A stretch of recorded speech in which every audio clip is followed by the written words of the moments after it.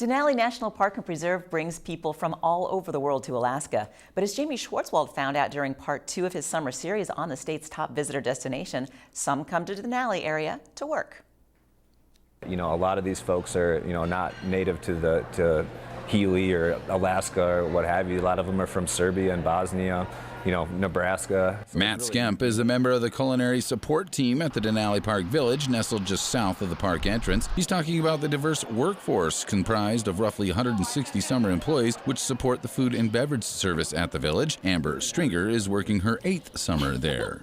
Well, I graduated college and I wanted to see how far away I can get from Florida. She says the beauty of Denali National Park is what ultimately brings her back every summer. Anytime you get a chance to get away from the job and go into the park, you just have to take it all in because it's so beautiful every single time you go in. Stringer says breakfast is easily the busiest time for her staff, usually serving between 400 and 600 guests in a 4-hour period. They also prepare sack lunches for the day's adventures into the park. Upon their return, guests may relax with a drink before preparing for a fine dining experience, choosing from entrees of Copper River salmon, prime rib, or seared Alaskan halibut, among others. My most popular dish is the halibut dish.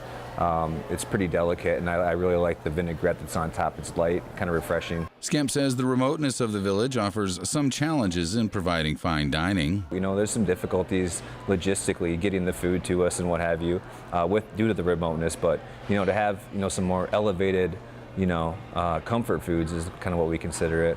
I think is a pleasant surprise for our guests. For those that wish to eat supper with a little flair, the Cabin Night Dinner Theater is a good choice. Ribs, salmon, potato, corned beans, and the food is good. And we finish it off with Fanny Quigley's famous berry cobbler. Fanny Quigley is a central character in the theater portion of the experience. She's the first known woman to settle in Kantishna, and the theater tells her story through song and dance. So you can learn about Fanny herself, about her husband Joe Quigley. You learn about the sourdough expedition of 1910. You learn about Harry Karstens, the first superintendent of the park. Kind of putting that whole thing together and understanding why the park exists and these characters that are quite famous with the park's history makes it an incredible experience for the guests. During our final installment, we will talk with some of the more wet and wild activities in the area. Jaime Schwartzwald reporting.